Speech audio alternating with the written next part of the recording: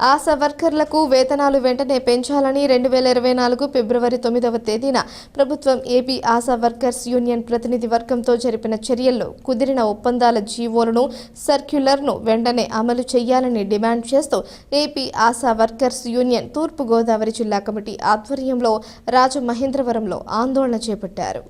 స్థానిక వై జంక్షన్లో ఉన్న అర్బన్ హెల్త్ సెంటర్ వద్ద రాజమహేంద్రవరం అర్బన్ మండలానికి చెందిన ఆశా వర్కర్లు మానవాహారం నిర్వహించి తమ డిమాండ్లను తక్షణం పరిష్కరించేందుకు ప్రభుత్వ చర్యలు తీసుకోవాలని పెద్ద ఎత్తున నినాదాలు చేశారు.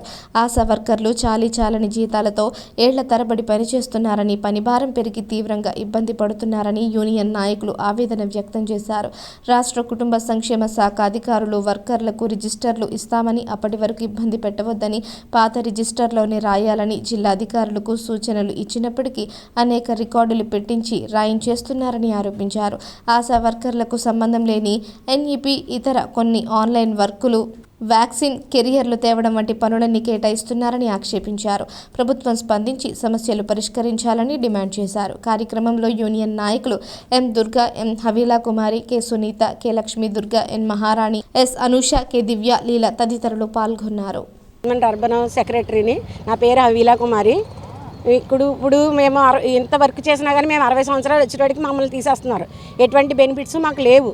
62 సంవత్సరాలు కానీ మొన్న పెడితే 36 గంటలు ధర్నా చేసాం.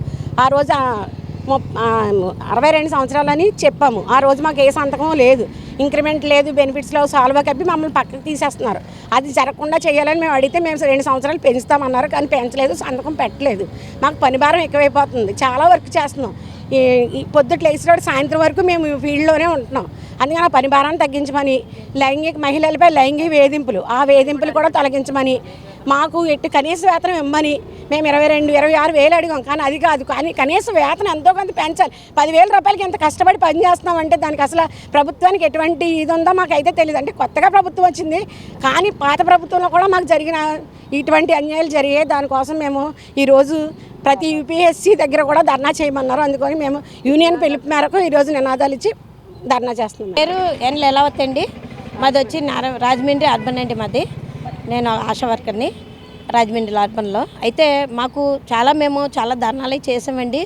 మాకు ఎటువంటి ఎవరు చెప్పినా కూడా మాకు ఎటువంటి మరి ఆదరణ కూడా మరి ఇప్పుడు వరకు మాకు ఎటువంటి పని కూడా మాకు ఎవరు చేసి పెట్టలేదండి. డిమాండ్ సార్, మేము 62 సంవత్సరాలకి వాళ్ళకి చెప్పకుండా ఎటువంటి ఒక ఆధారం అంటూ చూపించకుండా వాళ్ళని తొలగించడం జరుగుతుందండి. ఇది చాలా అన్యాయం అండి. మరి దాని గురించి కూడా ఆలోచించమని ప్రభుత్వాన్ని కోరుతున్నాను. మరి మళ్ళీనేమో మా జీతాలు కూడా ఇంకా మాకు 10,000 మాకు ఆటో ఛార్జీలకు రావట్లేదు సార్. చాలా దీనంగా ఉంటుంది మా పరిస్థితి. అయితే మాత్రం కొంచెం అర్థం చేసుకుని ప్రభుత్వం కూడా మా పరిస్థితి అర్థం చేసుకుని, మేము ఇన్ని సంవత్సరాల నుంచి స్త్రీలు కష్టపడుతున్నారు, ఆడవాళ్ళు ప్రతి పని చేస్తున్నారు వీళ్ళు అనేసి మీరు అర్థం చేసుకుని ప్రభుత్వం మాకు ఈ జీతం విషయాలు కూడా కొంచెం ఆలోచించమని ప్రభుత్వాన్ని కోరుతున్నాను.